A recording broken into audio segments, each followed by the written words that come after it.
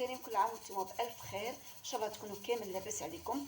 اليوم راح ندير معكم فيديو خفيف ظريف، ما رايحاش نطول، فقط تلبية لأهلنا من سوريا اللي كانوا تسقسيوني على طاجين الحلو، طاجين الزبيب، بما انه يحبوا الزبيب لكن الطريقه ما مش عارفين كيف نخدموا حنا الزبيب.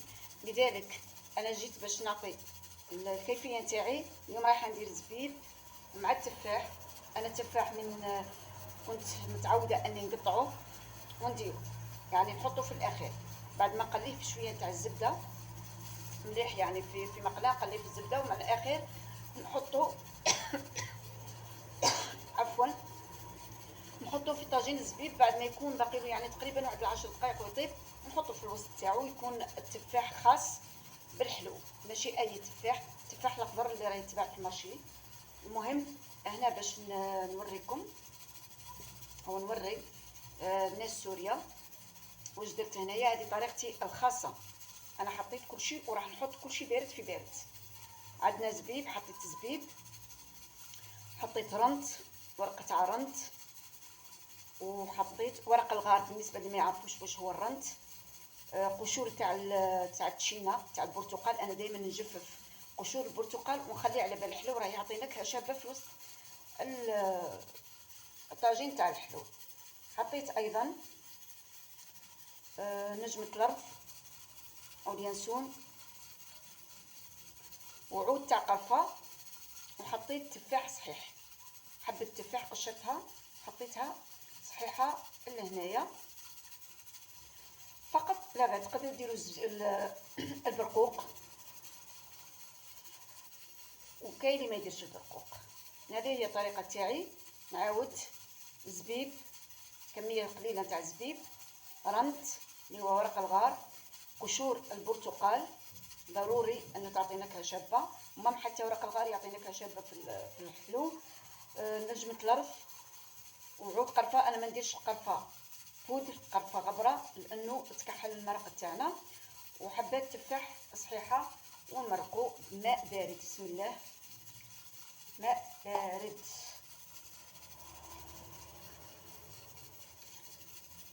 زوج كيسان يكفوا. يعني بسم الله يلا دايره الدار نتاعي، بسم الله يلا.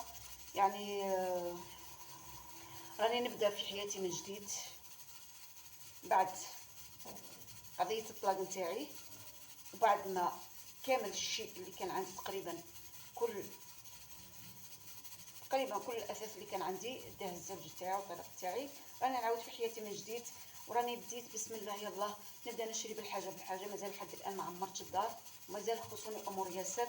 الله المعين ان شاء الله، برك رب العالمين علينا. فقط دعموني باش الفيديو يطلع، دعم من فضلكم. هكا رايحين تساعدوني باش نكون حياتي من جديد، لانه فعلا الحياه صعبه جدا جدا جدا.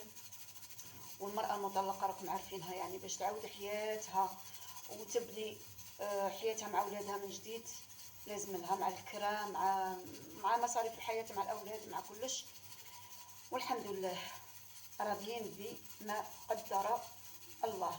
المهم نرجعوا للطبق تاعنا اللي هو طبق الحلو. بعد ما درنا الماء تاعنا راح نديرو 4 مغارف نتاع سكر، 4 ملاعق سكر. انا قلت لكم ندير بارد في بارد، ونخلو كل شيء فوق النار لحد ما تبقى تقريبا واحد 5 دقائق يكون المرق تاعنا يعني عقد.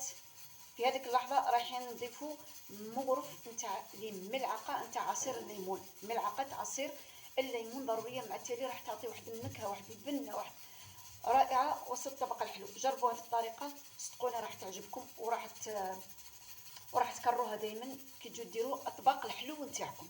في اطباق الحلو دائما قشور الليمون، الرنت، والعصير الليمون مع التالي.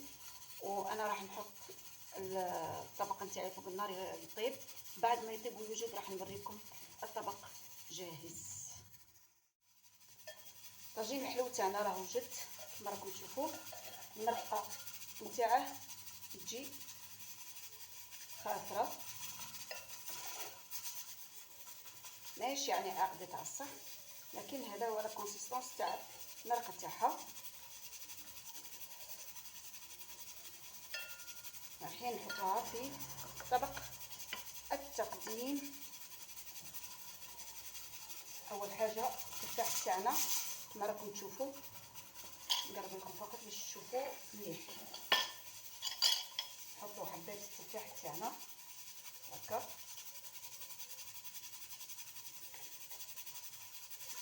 نطيبين سوا سوا،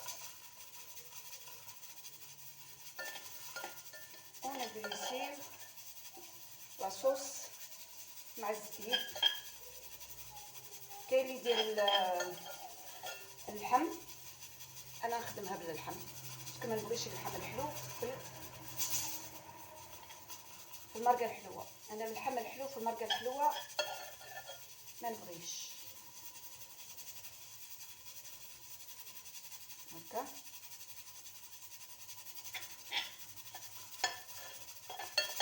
يعني كل واحد يدير على حساب افراد العائله نتاعه.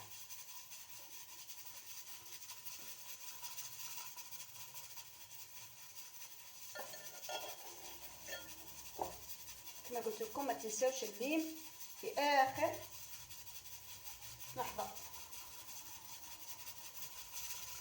انا هنا عندي هذا ديول نشف، راكم عارفين الديول كي ينشف يعني لازم نستغلوه، ما يصلحش باش نديروه بوراك، نستغلوه. انا رحت حمصته ورايحه نزين به الحلو تاعي. وانتي واختيارك، بغيتي ديري كيما انا، بغيتي تنحي هذه الفكره، لكن الطعم تاعه يجي بنين يجي شباب هكا. وعندي بلاط كوكو